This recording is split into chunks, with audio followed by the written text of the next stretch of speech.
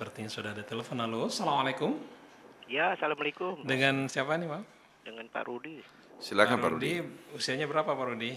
Saya yang dulu Pak, yang Pak Rudi umur 62 tahun yang nggak Oh, kelihatan matanya. oke baik. Oh, Silakan Pak Rudi. mudah-mudahan mata hatinya disegarkan oleh Allah Ta'ala, insya Allah Pak Rudi. Nah, saya begini Pak, saya lagi tahap belajar dulu nih Pak, Heeh.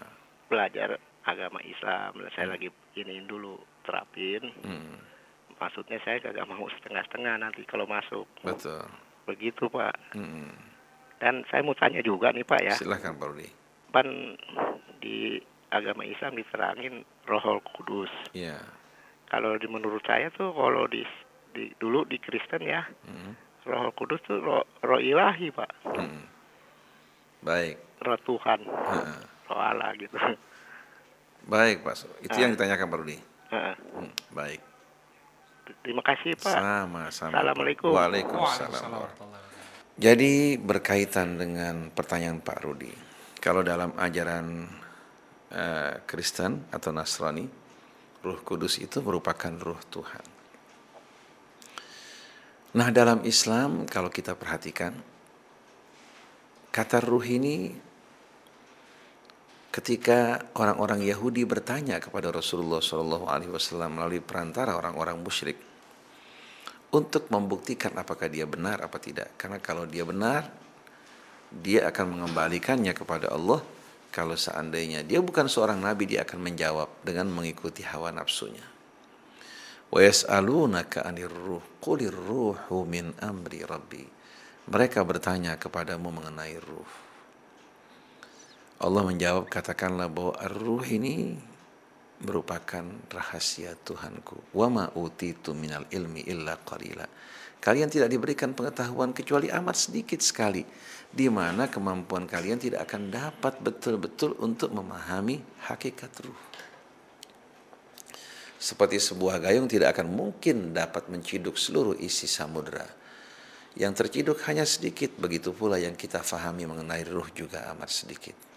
Nah, kata ruh dalam Al-Quran atau dalam ajaran Islam memiliki beberapa arti. Contohnya hadirin sekalian, kita tahu Allah berfirman, alladzi ahsana kulla syai'in khalaqah. Dialah yang telah memperindah semua makhluk yang diciptakan. Wa bada'a khalqal insani min tin, dan dia memulai penciptaan manusia dari tanah. Thumma ja'ala naslahu min sulalatin min ma'in mahin. Lalu anak manusia berkembang biak, Allah ciptakan dari sari-sari pati tanah yang dimakan oleh ayah ibu kita. Pada ayah menjadi sperma, pada ibu menjadi telur. Kemudian thumma sawwa, setelah ada pertemuan, terjadi pembuahan, Allah sempurnakan bentuk rupanya, wa nafakha fihi mir ruhi. Lalu Allah tiupkan ruh ke dalam jasad anak tersebut. Setelah Allah tiupkan ruh ke dalam tubuhnya, wa ja'ala lakumus sam'a wal absara wal af'idata qalilan ma tashkurun. Maka Allah berikan kalian pendengaran, penglihatan, akal, pikiran, perasaan. Tapi sedikit sekali di antara kalian yang mensyukuri nikmat Allah. Sebelum Allah tiupkan ruh hanya merupakan sebuah jasad yang tak berarti. Tapi begitu Allah tiupkan ruh kehidupan ke dalam jasad tersebut, maka kita saksikan bagaimana hadirin sekalian, manusia berpikir, berakal, memiliki perasaan, dapat mempergunakan pendengarannya, penglihatannya untuk melihat kebesaran dan keagungan Allah di alam raya ini. Nah, yang Allah Subhanahu wa ta'ala tiupkan ke dalam jasad setiap anak manusia, demikian pula yang Allah tiupkan ke dalam jasad yang Allah ciptakan dalam rahim As-Sayyidah Maryam atau Maria yang dikenal oleh kalangan Kristen, itu merupakan ruh. Oleh karena itu ketika Sayyidah Maryam didatangi oleh para malaikat bahwa aku adalah seorang rasul yang diutus oleh Allah untuk menyampaikan kabar gembira kepadamu bahwa Allah akan menganugerahkan kamu seorang anak yang betul-betul dibekali dan diberikan pengetahuan yang luas dan diangkat sebagai seorang nabi yang saleh. Lalu Sayyidah Maryam berkata, qalat rabbi anna yakunu li waladun walam yamsasni bashar. Wahai Tuhanku, bagaimana mungkin aku akan mendapatkan seorang anak padahal aku tidak pernah disentuh oleh seorang manusia. Allah menjawab, qala kadzalikillahu yakhluqu ma yasha. Demikianlah Tuhanmu menciptakan apa yang dikehendaki. Idza arada syai'an an yaqula lahu kun fayakun. Bila dia menghendaki sesuatu, cukup baginya mengatakan kun, jadilah, maka dia akan terjadi. Sebagaimana kakek kita Adam diciptakan dari ketiadaan, nenek kita diciptakan dan dipetik dari jiwanya Adam alaihi salatu wassalam untuk menciptakan Isa dari seorang wanita. Betapa mudahnya bagi Allah, bahkan dari ketiadaan pun Allah kuasa untuk menciptakan. Oleh karena itu kehendak Allah bersifat mutlak, tidak terikat oleh sebab, oleh tahapan dan proses. Allah ciptakan Isa dalam kandungan Maryam tanpa hubungan suami istri. Allah yang maha kuasa atas segala sesuatu kemudian tiupkan ruh ke dalam jasad Isa dan dukung Nabi Isa dengan Ruh Kudus, yaitu Jibril alaihi salatu wassalam, yang menjadi pendukung dan berdiri di sisi nabinya dalam menyampaikan risalah. Oleh karena itu kita lihat ketika Maryam menggendong anaknya, berhadapan dengan kaumnya ditanya, wahai saudari kami dari keluarga Harun, ayah kamu bukan seorang yang buruk dan ibumu bukan seorang wanita lacur. Bagaimana kau melahirkan anak tanpa seorang suami? Sayyidah Maryam langsung menunjuk kepada anaknya yang masih bayi. Ini tidak terdapat dalam Injil mereka. Menunjuk kepada anak bayinya. Mereka berkata, kaifa nukallimu man kana fil mahdi sabiyya?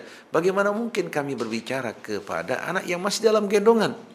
Maka dengan izin Allah, anak bayi tersebut dengan dukungan dari Ruh Kudus, yaitu malaikat Jibril alaihi salatu wassalam, anak tersebut berbicara, qala inni abdullah, aku adalah hamba Allah, ataniyal kitab, dia memberikan aku alkitab, wa ja'alani nabiyya, dan dia jadikan aku sebagai seorang nabi, wa awsani bis salati waz zakati ma dumtu hayya, dia berwasiat padaku agar aku mendirikan salat dan mengeluarkan zakat sepanjang hidupku, wa ja'alani wa barram biwalidati wa lam yaj'alni jabbaran syaqiyya, dan aku diperintahkan berbakti pada ibuku dan dia tidak menjadikan aku orang yang congkak lagi celaka.